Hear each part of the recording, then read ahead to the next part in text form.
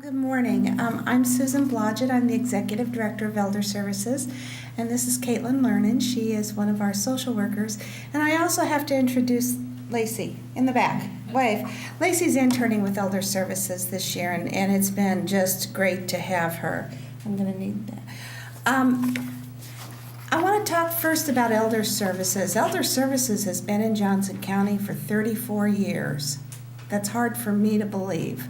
I've only been here a couple of years. But this agency is a nonprofit. It is governed by a board of directors, and those are people that are very active in our community. So we provide services to meet our mission. And our mission is to assure that people, there you go. We provide program services and resources to assist persons age 60 and over in Johnson County and East Central Iowa to stay active, independent, and safe in their own homes. And to do this, all of our programming is designed toward this. One other quick note. If someone's 55 or someone's 45 and they're disabled and they need assistance, we can assist them too. All right? All right. I wanted to do caregiving from a distance because a few years ago I lived in Wisconsin and my mother was living in Missouri when she became terminally ill and sequentially passed away. And I was 600 miles away trying to care for my mother. My sister was even further. I wish then I had known now about services that are in place in a lot of areas.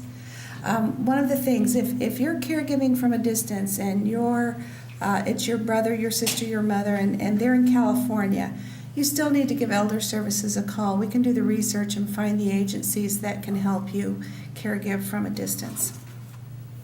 The objectives, and Caitlin put these together.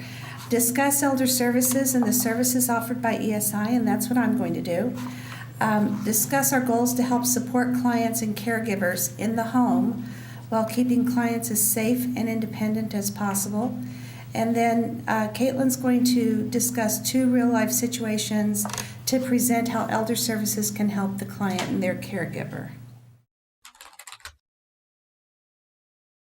Just give me 1 second. Thank Sure. you. Sorry. Hey. Hi. 2 minutes. Thank you. Hi, good afternoon. Sorry about that. Oi.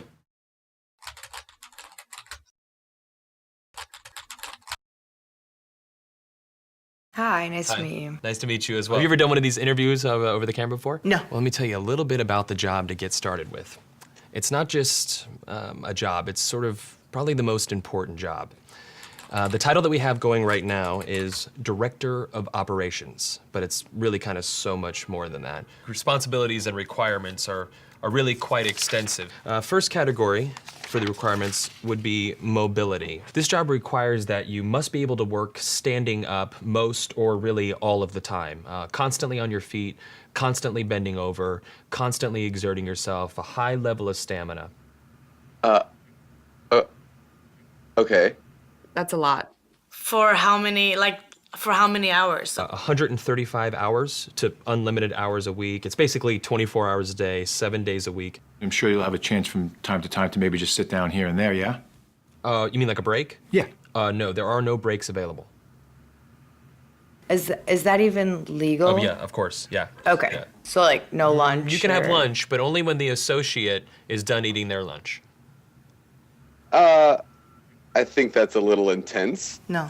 Not possible. That's crazy. Now, this position requires excellent negotiation and interpersonal skill. We're really looking for someone that might have a degree in medicine, in finance, and the culinary arts. You must be able to wear several hats. Associate needs constant attention. Sometimes they have to stay up with an associate throughout the night. Being able to work in a chaotic environment, if you had a life, we'd ask you to sort of give that life up. No vacations. In fact, Thanksgiving, Christmas, New Year's, and holidays, the workload is gonna go up, and we demand that, with a happy disposition. That's almost cruel. That's almost a very, very sick, twisted joke. Worried about when there's time to sleep or... Oh, no time to sleep. Yeah, all-encompassing almost. That's exactly right. 365 days a year? Yes. No, that's inhumane. That's very insane. the meaningful connections that you make and the feeling that you get from really helping your associate are immeasurable. Also, let's cover the salary. The position is going to pay absolutely nothing. Excuse me? No. Nobody's doing that for free. Yeah, You're pro crazy. bono, completely for free. No. What if I told you there's someone that actually currently holds this position right now? Billions of people, actually. Who? Moms. Yeah. Yeah. Moms. That's awesome. Oh.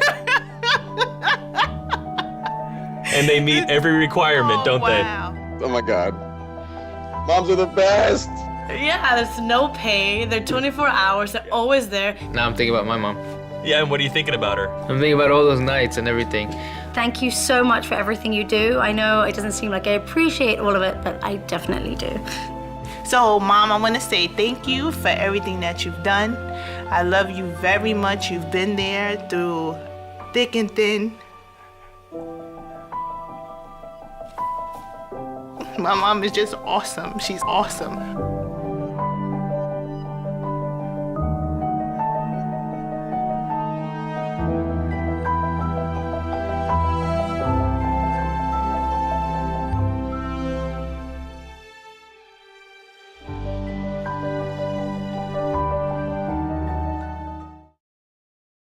You know, he's saying you have to be available 365 days a year, 24 hours a day, a lot of standing, a lot of stooping, a lot of bending, on call. And it was just so true. That's what caregivers do. I wanted to go through the services that Elder Services provides to keep people in their homes. You know, even after, if I fall and break my hip and then I go to the hospital, I have surgery, I go to rehab, I still want to go back home.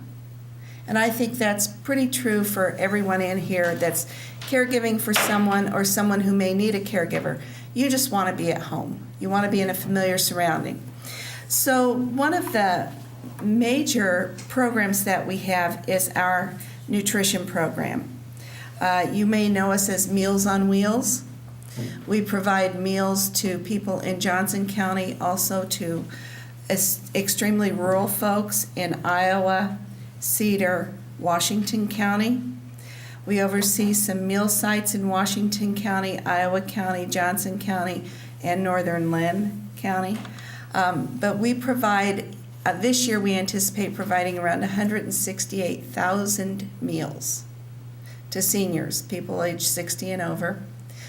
A lot of our clients find that with the economy expanding and their dollars shrinking, they need our food to provide for food security so that they're not hungry. We provide a noon meal. It's a hot meal and it meets 100% of the RDA for people age 60 and over. We also provide things called breakfast bags, which is, and I can never remember everything in it, but a gallon of milk, juice, loaf of bread, cereal bars, and 3 whole pieces of fruit, typically apples and oranges. And then we also freeze our own meals that we provide in our kitchen and provide those to clients who need to be able to stick a frozen meal in the microwave in the evening or in the oven. We also provide care management. When I discussed my mother, for some reason when my mother became ill, I thought, and Maggie, I said I feel so stupid about this because when Maggie and I were talking one day, I said I really thought that hospice was going to come in and be with us 24/7. I had no idea that that was not the way that it worked.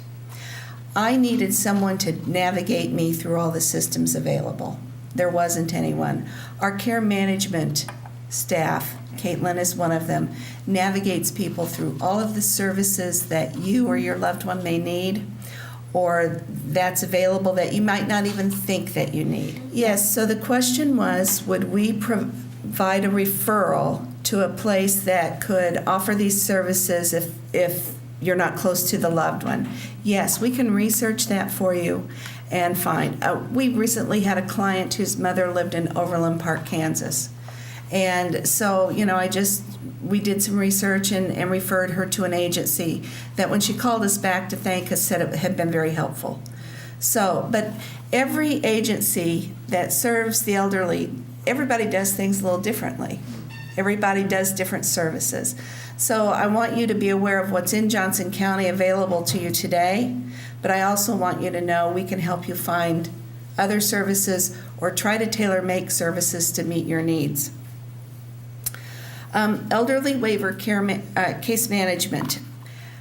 In Iowa, if you are 65 or older, if your income is less than $2,000 a month and you have $2,000 or less in assets, and the doctor says you're going to need more services to be able to stay in your home or we're going to have to put you in a nursing home, you may qualify for the Iowa Medicaid waiver program.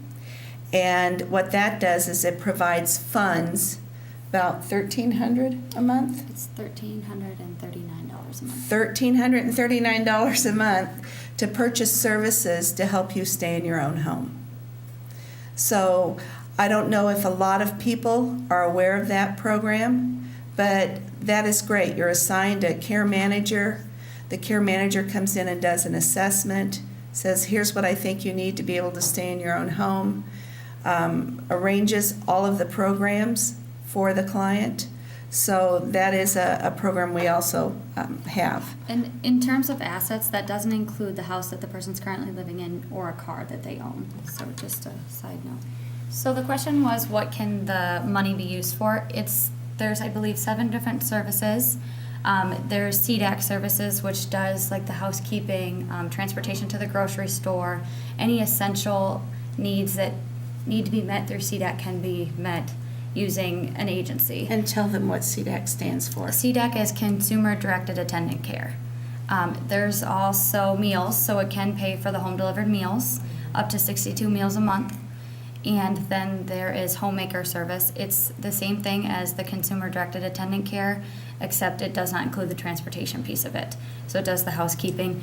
That also does not include things like yard work or cleaning windows, any of the heavy duty stuff that needs to be done by chore service. They do seats.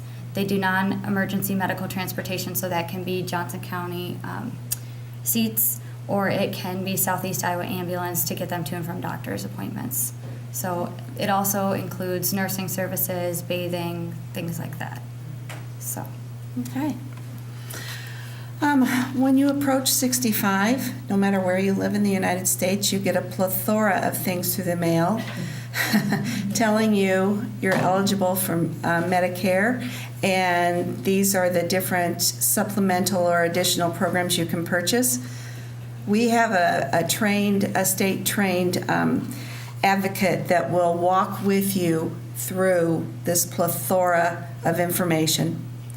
And we have access to a state program that, so you would come in and say to Judy Parks, who is the person who does this for us, Judy, I'm on 3 different medicines. One's very expensive. I usually see the doctor twice a month.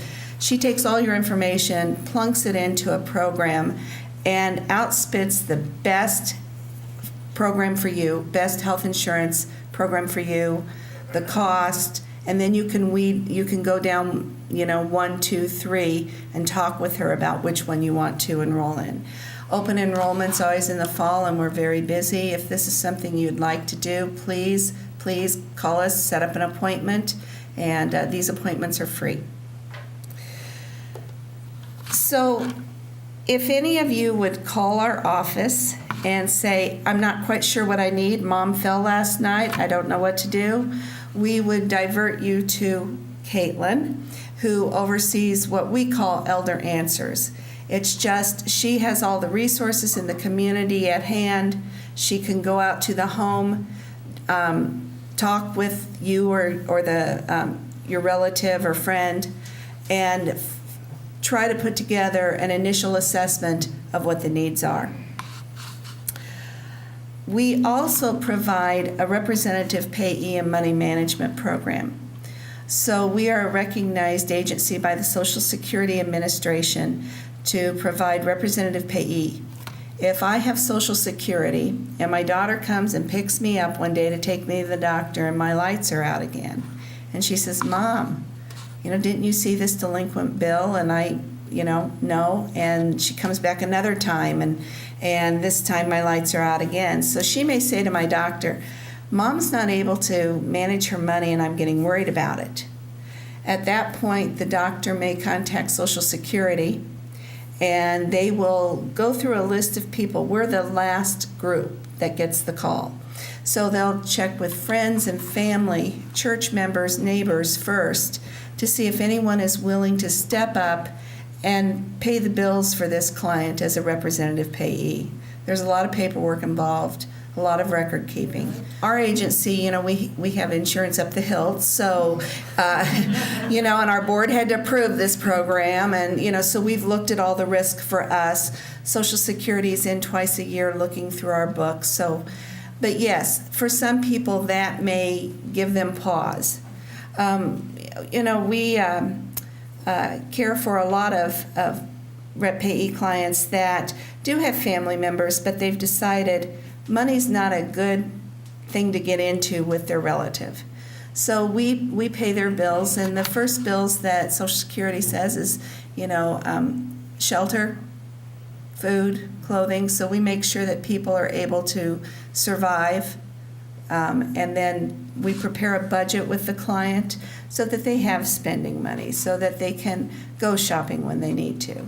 But this is another service that we do. I bet all of you have heard of our RSVP program, Retired Senior Volunteer Program. If you're 55 or older and want to make a difference in Johnson County or Muscatine County or Des Moines County, you've got to give us a call. Our coordinator there just does such a fine job matching volunteers up with what their expertise is in. So we have a lot of retired teachers that volunteer at the school district. We have retired people who had worked in clerical for years that are now volunteering at the police department. So this is a wonderful program to kind of edge into the community, volunteering in the community, edge into elder service, getting to know us, getting to know what's out there. We also have a home assistance program. So when Caitlin said we can go out and provide homemaking, we do what we call, well, it's not the word we're supposed to use, but we call it chore services. That's a Medicaid term. But we provide services such as lawn mowing, snow removal, maybe someone needs their deck stained, maybe someone's gas fireplace has stopped working. We have a retired pipe fitter on our staff, so he can do some emergency plumbing. So when there's, maybe you just need that bookcase you bought at Shopco put together. Because when you opened up the box, there were 2,000 pieces, and you knew it would be 2020 before you got it done. Yeah. So all you need to do is give Elder Services a call. All of our employees go through training. They're thoroughly scrutinized with background checks. They're bonded and insured. So give us a call. We do also do more of the long-term housekeeping if you want to do it on an every 2-week basis or every week basis. We do meal prep, more of the long-term things to help them stay independent. So it's not just the random odds and ends that you don't want to do or can't do anymore. Not Medicare, Medicaid. Medicaid. Medicaid. If a client is on the Medicaid elderly waiver program, that program will pay for these services. Oh, okay. to I'm be- sorry. That's all right. No. Got It's confused. It's very confusing. So Okay. if you're on Medicare and you just would like this to happen, Medicare does not pay this. This would have to be a private pay. Okay. All Okay. right. Thank you. Sure. We also, so we've talked about our home assistance program. We also offer a door-through-door medical transportation program. This was a grant we received a couple of years ago. It will end at the end of December. We're actively searching other funding sources. But my kids all live away. One's in California, one's in Wisconsin. And if I'm going to have some minor surgery in and out the same day, I don't know who I'm going to get to take me. So I will call Elder Services and say, I'm having some cataract surgery done in 2 weeks. Is there anyone who can take me to the physician and get me back home? We have a cadre of volunteers that will come pick you up at your home, come in, help you get your coat on, get you into the car, take you to the physician. If it's a long procedure, we'll say to the nurse there or the receptionist, call me an hour before she's ready to come back. But if not, our volunteer will sit and wait for you, have you come out, take you back out, put you in the car, take you back home, and remind you to call Elder Services again for your next appointment. This has been a huge success. We offer this program in Johnson County, Muscatine, and Des Moines.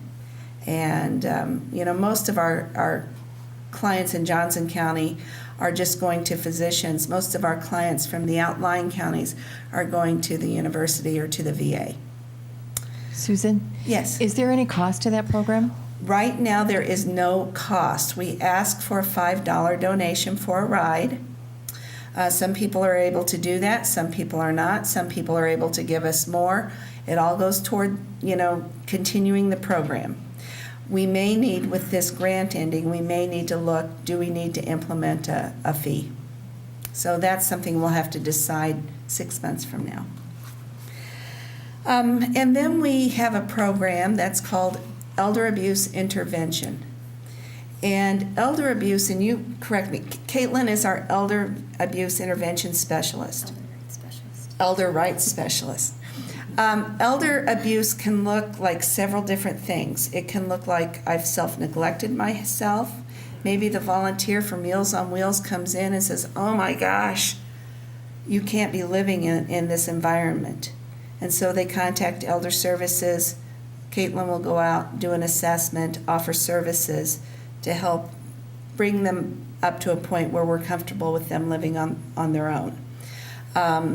It can be financial. That's how most of them start out, with financial fraud.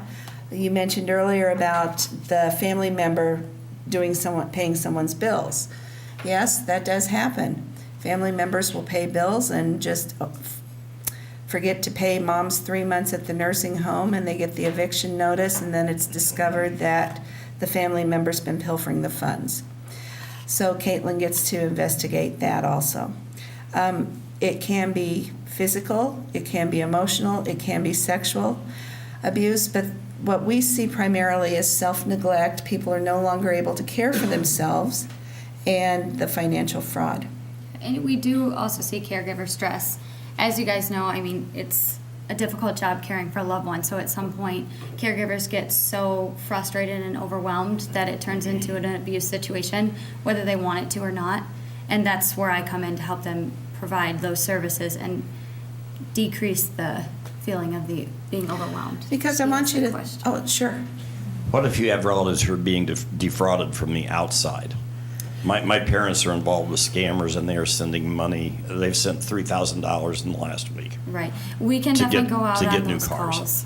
Yeah, and I can't promise I can solve every problem, but we can definitely work with the police and hook them up with some Well, legal we've got- resources. We've got the and- police involved. Okay, yeah, and I can go into, even if This it's is just. remote. This is over past Des Moines. So. Okay. Okay. Even if it's just someone going into the home to start services to prevent that from happening again, we can also do that. If you give me a call, we can hook you up with some resources in Des Moines to help them get services started, because the police go in and do the investigation, but you need more of the support services so it doesn't happen again. Yes, sir. How about if it's out of state, or it's going to be like California? Uh-huh. How about if it's out of state, like in California, where the abuse is being that you know of? That's where I pull up Google and I start Googling some resources and get in touch with whoever's in California and who can direct me to the right person. And yeah, it takes some time, but we do try. But I will share with you, California does have an elder abuse law. The state of Iowa does not. Iowa has a Dependent adult abuse law. Dependent adult abuse law, that means any adult 18 or over who is dependent solely upon someone for care. At that point in time, DHS can step in to intervene and investigate. But most of our clients that we see are not 100% dependent upon someone for their care and their well-being. And so as a result, we're going out doing the investigation, trying to line up services. Adult abuse is a little different than child abuse. Child abuse, if it's bad enough, children will be removed from the home. Well, we can't remove an elder from their home. Where are they going to go? So that's why it's important to get supportive services into the home to help prevent it from happening. Also, if it's my daughter who's emotionally abusing me, we need to get supportive services in to help her as the caretaker. Mm-hmm. So it's a real fine line, elder abuse. Okay. All right, so I'm going to turn this over to Caitlin, and she's going to give you some case scenarios that she's actually worked with. So our agency is dedicated to working with clients to determine their individual needs and present choices in both the selection and delivery of services. As Susan mentioned earlier, we have a program called Elder Answers, which means that every initial client comes through me. I go out on the visits and I talk with them about their personal care needs and what kind of services they see could help benefit them. And while doing that, I complete an in-home screening tool, which helps me determine what services would meet their needs the best. We're really looking to let the client determine what they would like and what they don't want. I don't go in there and push services on them. They're pretty much my boss. They tell me what gets done and what doesn't get done. They tell us how they want it done in terms of how they want their lawn mowed, what juice do they want in their breakfast bags, things like that. So obviously that there are some limitations to that. If they're putting their own safety or other safeties at risk, we do have to step in. But for the most part, they are our boss. They guide the services. We also act as an advocate for the client and assist them and their caregiver, allowing the client to stay in the environment where they feel most comfortable as long as possible. Yeah, can you just please give a little more detail about what that tool is like that you use to assess their needs? It's about a half an hour visit, and it's just it's a series of questions that I go through. It's really more of a conversation-based tool. We'll have a 30-minute conversation, and in that time I'm answering my questions about what are their financial resources, are they able to meet their ADLs, their activities of daily living in terms of can they bathe themselves, how are they doing with meal prep, housekeeping, things like that. And at the end of that visit, then we go through and talk about how our services can meet the client's needs. And if we have something that we have a program that they need that we don't offer, we can make the referral outside. Does that answer? Okay. What if I make the call to you, though, am I the client, even though I'm just the caregiver? Nope, it's the client who's receiving the services. We do work with the client and their caregiver as long as the client is open to that. We have to get their permission to have you guys come in, but we will meet with the client and the caregiver. What if the client is resistant? Well, as you can imagine, we run into that often. Well, what do you do? What I do is I make several phone calls to the client until they're open to talking to me.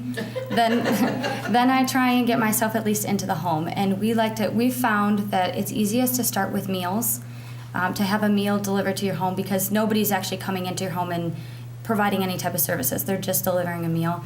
And we start to build that relationship and that rapport with clients to open them up to services. And then I may come back. It takes a while. It does. Like years? No. Maybe months at the most. Obviously, there are going to be some clients who flat out refuse me. And unfortunately, in those situations, there's not much I can do except call again and try. If I could just say something, and this just comes from life experience. Lots of time it's easier to get a family member to comply with your wishes by having an outsider come in.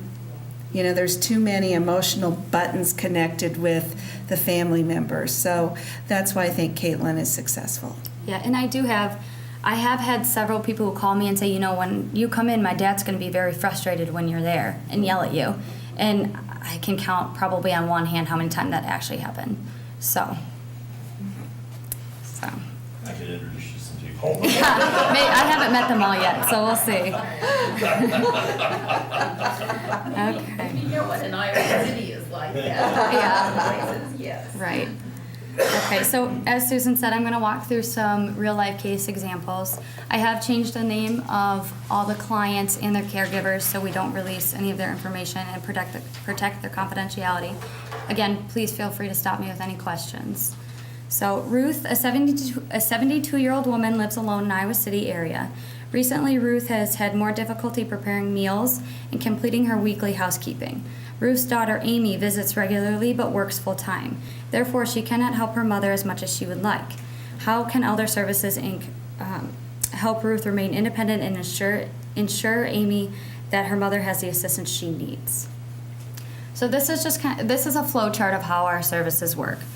At the very top, it says a care manager will meet with Ruth. This is that in-home screening tool that I'm talking about. I go out and I do about half an hour visit. Sometimes it takes me an hour. Sometimes it only takes me 20 minutes, depending on what's going on with the client and how many questions they have and things like that. This helps me. Did you have a question in the back? Okay.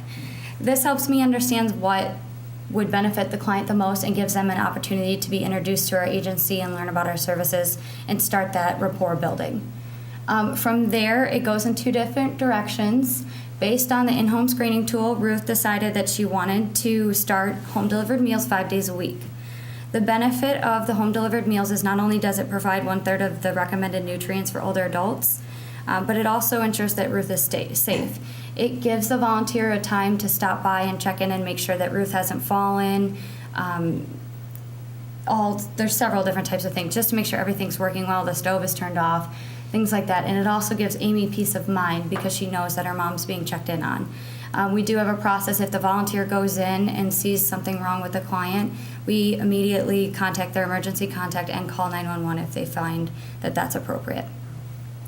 The second one to the left is, as a care manager, I've decided that the home assistance program might benefit her. So I'll walk through that and what that means and how our home assistance program works. The good thing about our home assistance workers is they start to build a relationship with the client, and Ruth really gets to direct the services. Like I said earlier, we don't go in and tell them how they should be cleaning their bathroom, they tell us. And we keep changing workers until we find a worker that works best with them if they don't originally get along with that first worker. The other good thing about having our home assistance program in there is that it provides a checkup for us. As they build this relationship with the client, they're going to notice the decline as the client gets worse, or if something comes up.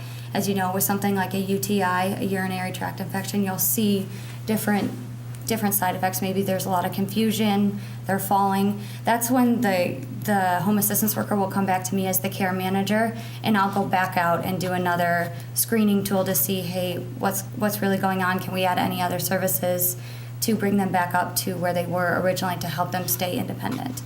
We can also work with doctors and family members and give them kind of the heads up, hey, there might be something going on. You may want to go see your primary care physician to really determine the more in-depth problem that's going on.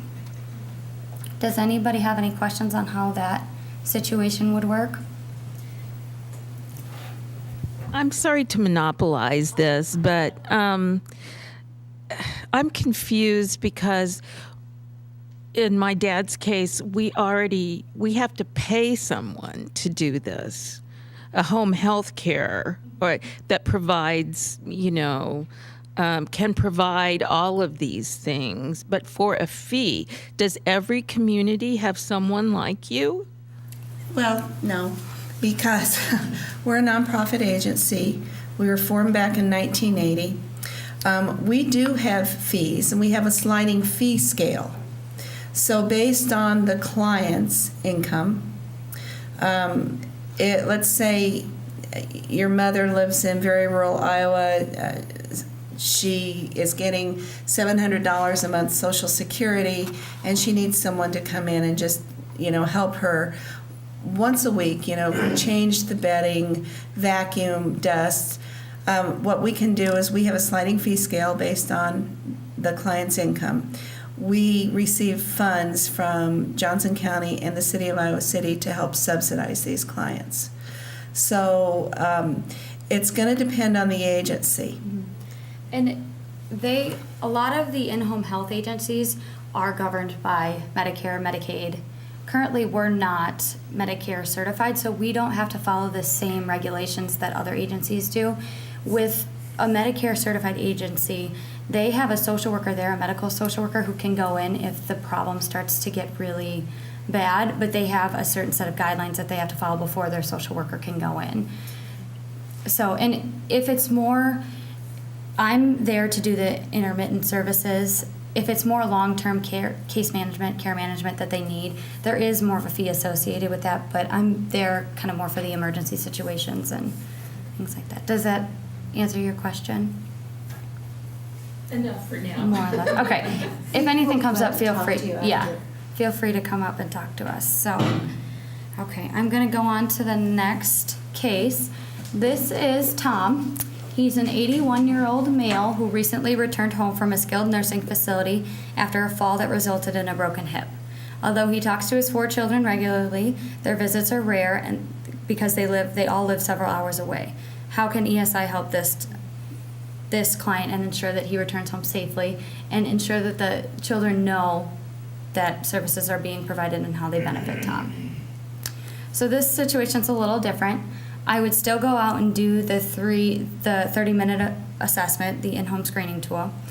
As I'm going through the in-home screening tool, I've noticed that Tom triggers several areas in terms of he needs help with medication, he needs help with transportation, housekeeping, and possibly a bath. So that's 4 different areas that he triggers in terms of what his needs are at the moment. In that case, I would recommend a more comprehensive baseline evaluation. There is a fee associated with this. It's a $200 assessment, but it includes several different pieces that helps Tom meet those needs and stay independent in his home.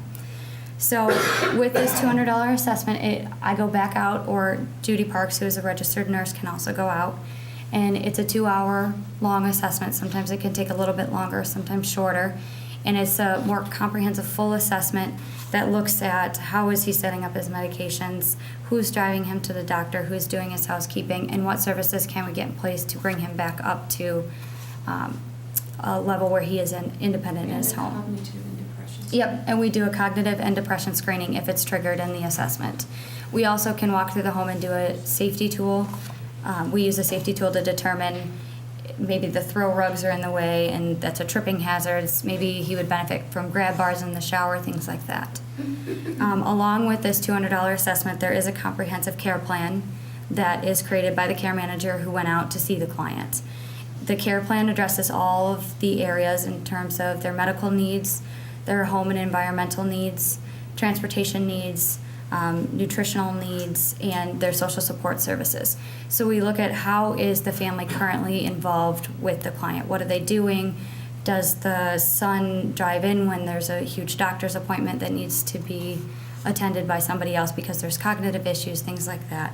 So the care manager looks at all the services and writes that up in a care plan to determine how each need Tom has is going to be met. And that care plan can be distributed to the family, any service providers that are involved besides elder services, and the doctor if requested by the client. The care manager is also responsible for coordinating the initial services that start as a result of that comprehensive baseline evaluation. So I don't go in and just do the comprehensive baseline assessment, say you need meals, you need home assistance, and you need medical transportation, call and figure out how to do it. I am the one responsible for completing the paperwork and getting that to the correct person so that they're able to start services. And that gives us kind of a checkup to make sure services are starting in a timely fashion. Then services will begin. Again, it allows Tom to build that relationship with ESI through his workers and the different volunteers that may be in his home. And it allows the care manager to know if another crisis arises. The care manager will refer back to the baseline evaluation, and they will look at, okay, Tom was here when I first went in, he's now declined here for whatever reason that may be. We need to insert services to get him back up to that baseline and bring him back up to his independence level. Are there any questions about how the comprehensive baseline evaluation works? No? Does everyone see how we can communicate with the family and the client as well as the physician and things like that to make sure that there's support in there for caregivers. So what if I'm that client that says, I don't want you to share this information with my family? So we have that, and we have to honor the client's wishes, which sometimes gets a little sticky when the daughter calls from Oregon and says, I demand to know what you're doing for mom, or I demand to know what mom, where mom's at, or whatever. And Lacey's helped us with this.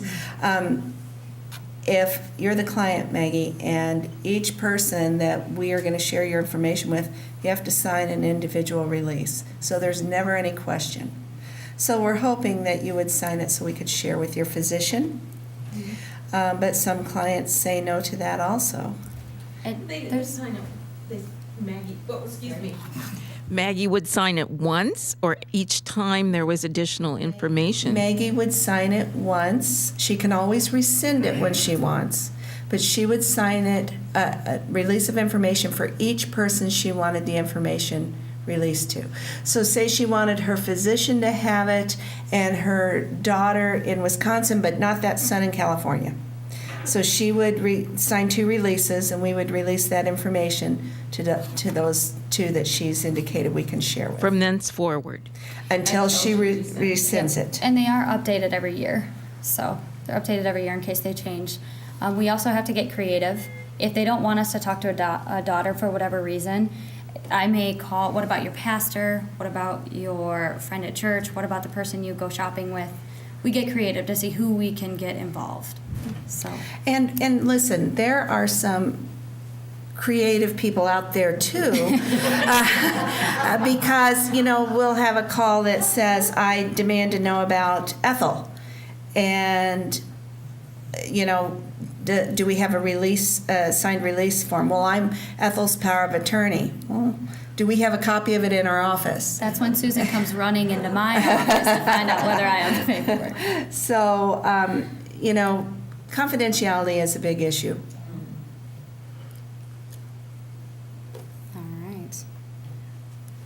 All right, just a little wrap up. Overall, ESI offers a wide variety of services to help clients remain in their home for as long as possible. Many people think of me as I walk in as the person who's going to send them to that nursing home, and that's not my job. My job is to help them stay where they want to be. If they want to be in a nursing home, I can help them find the correct nursing home for them. If they want to be in assisted living, I can also do that. And we can go into certain assisted livings to talk to the client and things like that. I can also help them come out of a nursing home if that's what they so choose. Obviously, if they're coming out against medical advice, there will have to be some kind of screening done to see, can we really go in there and provide those services safely. ESI strives to let the client guide the services and set them up as they see fit. Again, they're our boss. I've been fired several times and told to leave. And then they'll call me back a week later and say, can you come back? So they fire us. They ask to change from a Thursday to a Friday, and that's no problem as long as the worker, they really, in terms of, let's say, home assistance, it's the client's job to contact the worker and the worker to contact the client. So they build that relationship with one another to find a time that works best for both of them. So it's kind of a two-way street there. And then ESI hopes to support the client and their caregiver in every way possible. So with that, I thank you. And if there's any questions or comments, we'd be glad to take them at this time. If anyone wants to discuss their personal situation a little further, we can do that on the site as well. Or you all have my business card. You can give me a call. So, any questions? Yes. So your services are available to those in the community who may not have the funds to pay for services, but also available to people who have funds to pay for the services. We serve all varieties of people, so. Yeah. If you have a client that has family members out of state, do you struggle to find services for the? I have a mother in Maine, and fortunately she lives in Portland, Maine, not in northern Maine. But I mean, do you find that you struggle to find services for people outside of the state? Yeah. Usually my first step is to call the area agency on aging in the Each state has what's called an aging network, This was set up back in 1965. We won't do the history lesson today. But there is an aging network in each state. So we would start there and then whittle down from there. They're going to have the knowledge of the local area, and we'll whittle down from there to see where we can make those referrals. I guess I didn't realize that was in every state. Yes. It works a little different in every state, but yes, every state has it. So thank you very much. Thank you.